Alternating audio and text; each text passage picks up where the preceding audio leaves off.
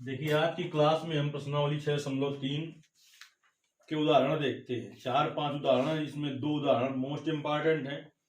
Important तो सभी उदाहरण हैं, लेकिन 2 उदाहरण आपके मोस्ट इम्पॉर्टेंट हैं। तो देखिए उदाहरण नंबर 4 देखते हैं क्या है। उदाहरण नंबर 4 में कह रहा है आकृति 6.23 में यदि PQ समांतर RS है तो सिद्ध कीजिए कि त्रिभुज POQ समांतर समरूप त्रिभुज SOR। देखिए 2 त्रिभुज दिए हुए हैं इस आकृति में।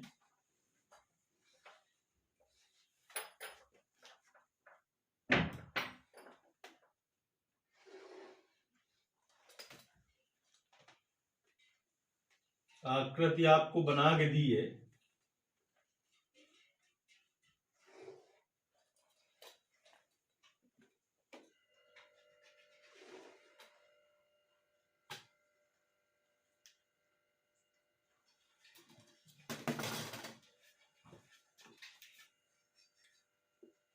PQ और यहां पर O है आपका, R और S है। तो दिया हुआ है कि चित्र 6.29 में ये चित्र बना हुआ है। PQ समांतर है RS के, PQ RS के समांतर है। दिया है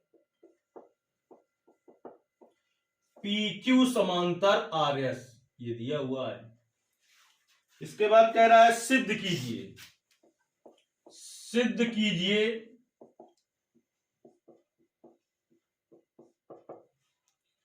कि त्रिभुज POQ समरूप त्रिभुज SOR। ये सिद्ध करा रहा है। POQ का मतलब ये त्रिभुज, SOR का मतलब ये वाला त्रिभुज समरूप सिद्ध करना है। बड़ा ही सरल सवाल है। देखिए हल में आते हैं हम। 2 त्रिभुजों को हमें समरूप सिद्ध करना है। तो 2 त्रिभुजों को समरूप सिद्ध करने की 4 कंडीशनें होती हैं। या तो हम इन दोनों त्रिभुजों के तीनों संगत कोण बराबर दिखा दें तो त्रिभुज समरूप हो जाएंगे, या 2 संगत कोण बराबर दिखा दें तब भी त्रिभुज समरूप हो जाएंगे, या हम इन दोनों त्रिभुजों की तीनों संगत भुजाएं अनुपातिक दिखा दें तो भी त्रिभुज समरूप हो जाएंगे, या हम इन दोनों त्रिभुजों की 2 संगत भुजाएं अनुपातिक और उनके बीच का एक कोण बराबर दिखा दें तब भी त्रिभुज समरूप हो जाएगा। तो देखिए हल में आते हैं तो पहले लिखते हैं चूंकि PQ समांतर RS, पहले चित्र में ही समझा देते हैं। चूंकि PQ RS के समांतर है तो आपका कोण जो होगा QPO, ये कोण OSR के बराबर होगा क्योंकि ये एकांतर कोण है।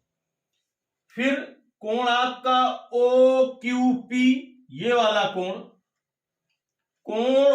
ORS इसके बराबर होगा क्योंकि ये भी एकांतर कोण है। एकांतर कोण क्यों बने? क्योंकि दोनों रेखाएं समांतर हैं।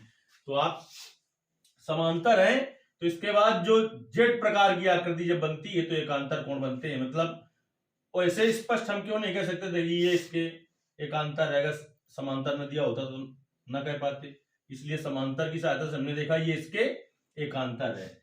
और जैसे ही 2 कोण बराबर हुए तो ये दोनों त्रिभुज कैसे हो गए? समरूप हो गए, कोण समरूपता से। लेकिन अभी और भी दिखाना चाहते हैं तो हम कोण POQ, ये वाला कोण बराबर कोण SOR, इस कोण के बराबर दिखा दें। ये शीर्षाभिमुख कोण है। तो अगर 2 कोणों के द्वारा दिखा देते तो कह देते कोण समरूपता से दोनों त्रिभुज समरूप हैं। अगर हम तीसरा कोण भी बराबर दिखा रहे हैं तो हम क्या कहेंगे? कोण समरूपता से दोनों त्रिभुज समरूप हैं। तो चलिए आते हैं हम त्रिभुज POQ तथा त्रिभुज SOR में लिख देते हैं कोण QPO बराबर कोण OSR, एकांतर कोण है, एकांतर कोण फिर इसके बाद कोण पी क्यू ओ बराबर कोण, चाहे यस आर ओ कह दें या ओ आर यस कह दें, कोण ओ आर यस, ये भी कैसा कोण है? एकांतर कोण है आपका। इसके बाद आपका कोण पी ओ क्यू बराबर कोण आर ओ एस, कोण पी ओ क्यू बराबर कोण आर ओ एस, ये कैसा कोण है? शीर्षाभिमुख कोण है, शीर्षाभिमुख कोण। तो इन दोनों त्रिभुजों के हमने 3 कोण बराबर दिखा दिए। तो त्रिभुज आपका पी ओ क्यू समरूप त्रिभुज एस ओ आर किस समरूपता से? ए समरूपता से ये दोनों त्रिभुज समरूप हो गए, और यही हमें इसमें सिद्ध करना था। करिए।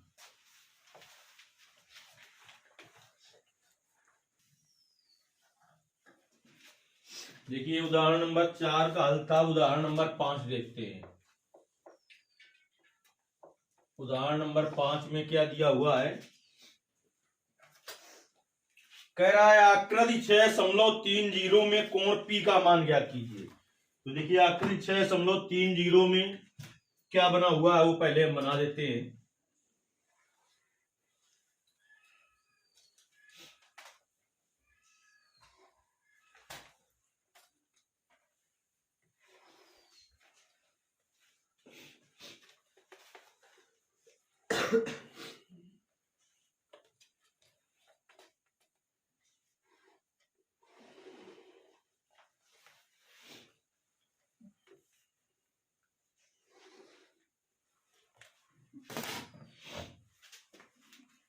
इधर एक त्रिभुज बना हुआ है ए बी सी,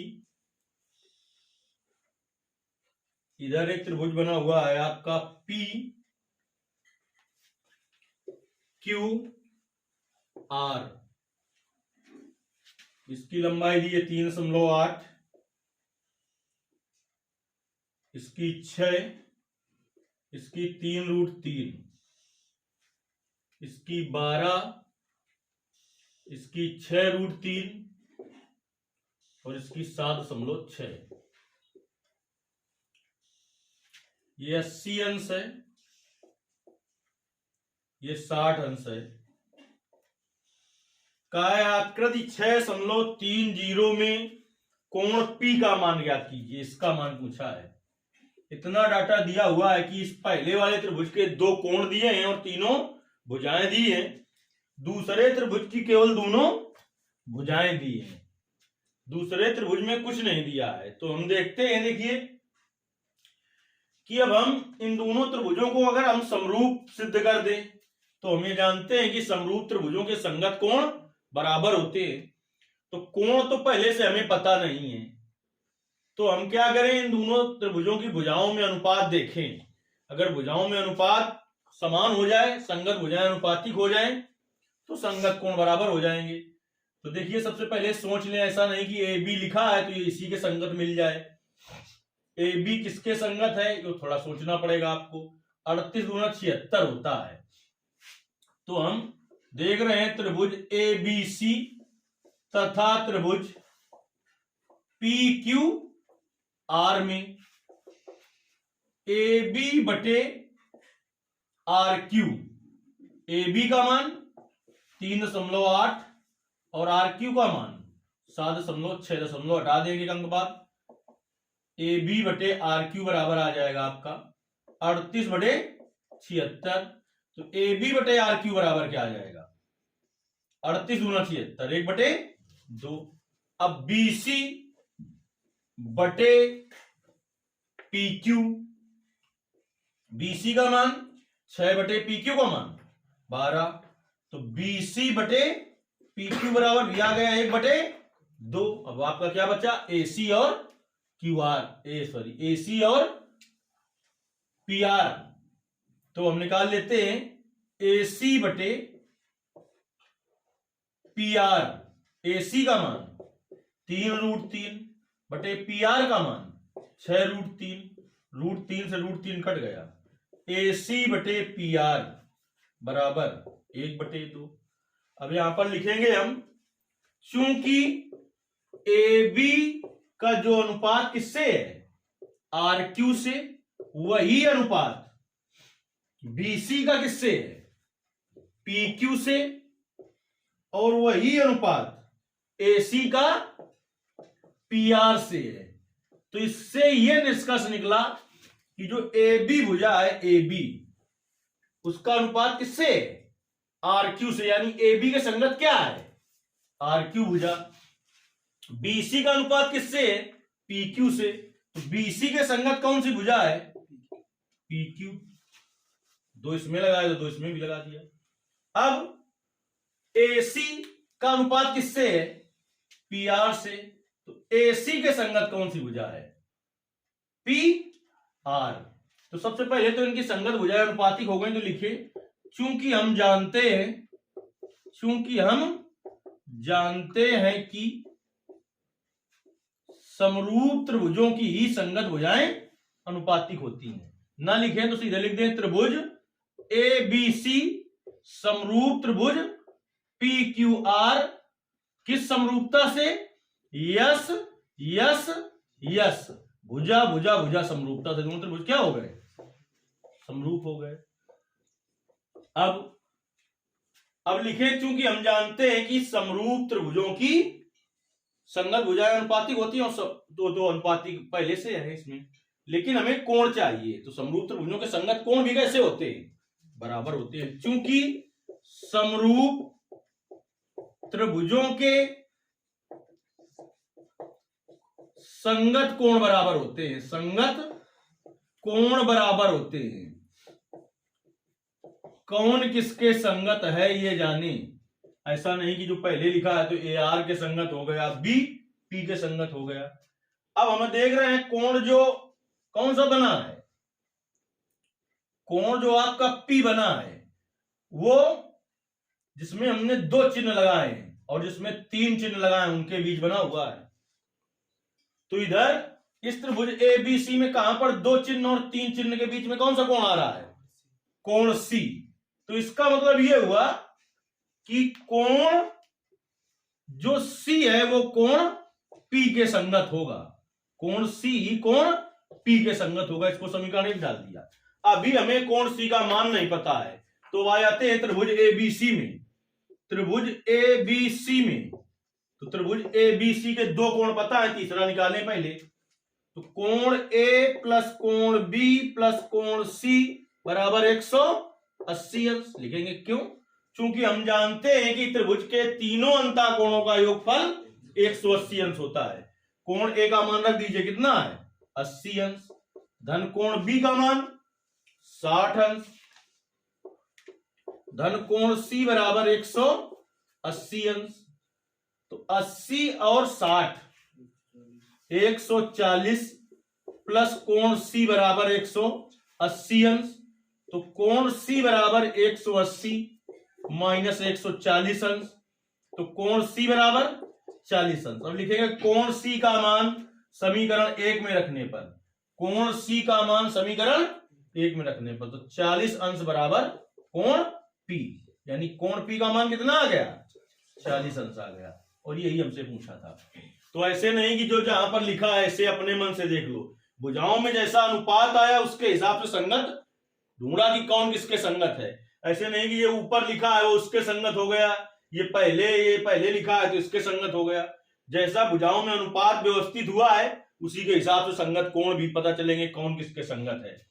इस क्वेश्चन बिल्कुल बोर्ड पेपर में आ सकता है, और 90% लड़के ऐसे करेंगे कि ऐसे देखेंगे त्रिभुज इसके समरूप भी सिद्ध कर देंगे, कोण B कोण P के बराबर कर देंगे, जो कि गलत है। इसलिए ऐसा क्वेश्चन उसने दिया है।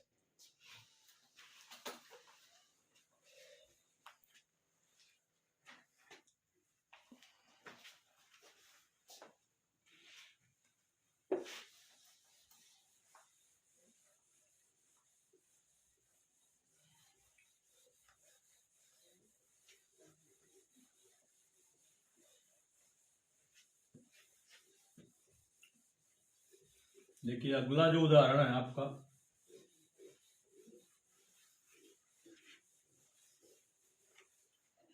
उदाहरण नंबर 6, उसको देखते हैं। कहता है आकृति 6.31 में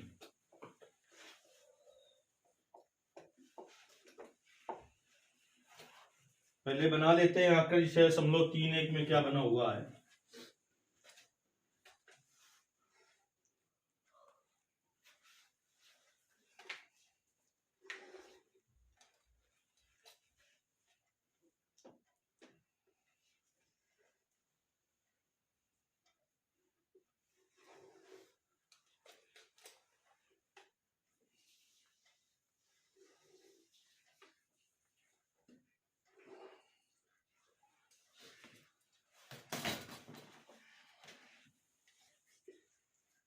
ADO BC आकृति 6.31 में दिया है कि OA इंटू OB बराबर OC इंटू OD। कहता है दर्शाइए मतलब सिद्ध करना है, कोण A बराबर कोण C और कोण B बराबर कोण D, ये सिद्ध करना है। देखिए कोण A कोण C के बराबर सिद्ध करना है, कोण B कोण D के बराबर सिद्ध करना है। तो ये संगत कोण है, इनको हम बराबर तब कह सकते हैं जब हम दोनों त्रिभुजों को क्या सिद्ध करते हैं, समरूप सिद्ध करते हैं। तो समरूप त्रिभुजों के संगत कोण बराबर होते हैं। तो देखिए समरूपता सिद्ध करने के 4 नियम, या तो हम इन त्रिभुजों के तीनों कोण इनके बराबर हो, तो बराबर तीनों कोण हम कह नहीं सकते हैं क्योंकि ये कोण तो बराबर सिद्ध ही करना है।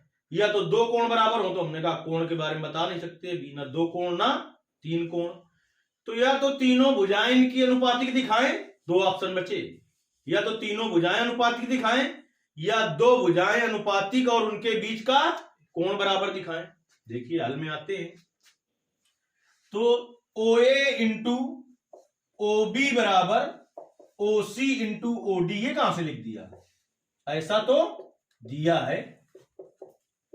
OA इस त्रिभुज की भुजा है, इसके बटे में इसकी इस त्रिभुज की भुजा होनी चाहिए, तो इधर से बटे में कुछ लाएंगे। अब अगर हम OD बटे में ले आएंगे तो OD तो इसी त्रिभुज की भुजा है, तो दूसरे त्रिभुज की भुजा कौन सी है, OC। OA बटे OC हो गया बराबर OD बटे OB हो गया। इसको हम समीकरण 1 डाल दें। OA इस त्रिभुज की भुजा है और OC इस त्रिभुज की भुजा है, OD इस त्रिभुज की भुजा है और OB इस त्रिभुज की भुजा है। तो ये दोनों भुजाएं जो अनुपातिक हैं, जिनके बीच का कोण बराबर हो जाए, कहीं से इनके बीच का कोण ये बराबर हो जाए, तो ये कोण बराबर है क्योंकि ये शीर्षाभिमुख कोण है। कोण AOD बराबर कोण COB, ऐसा क्यों, क्योंकि शीर्षाभिमुख कोण है, शीर्षाभिमुख कोण है। तो 2 भुजाएं अनुपातिक हैं और उनके बीच का ही कोण बराबर है, इसलिए त्रिभुज आपका AOD समरूप हो गया त्रिभुज COB के। किस समरूपता से, यस A यस समरूपता से, भुजा कोण भुजा समरूपता से। जैसे ही समरूप हो गया तो लिखेंगे, क्योंकि हम जानते हैं कि समरूप त्रिभुजों के संगत कोण बराबर होते हैं, संगत कोण बराबर होते हैं। समरूप त्रिभुजों के संगत कोण बराबर होते हैं, अतः कोण A के बटे में कौन सी भुजा, ये तो कोण ए के संगत होगा सी, अतः कोण ए बराबर कोण सी तथा कोण डी बराबर कोण बी, कोण डी बराबर कोण बी या कोण बी बराबर कोण डी, और यही हमें सिद्ध करना था।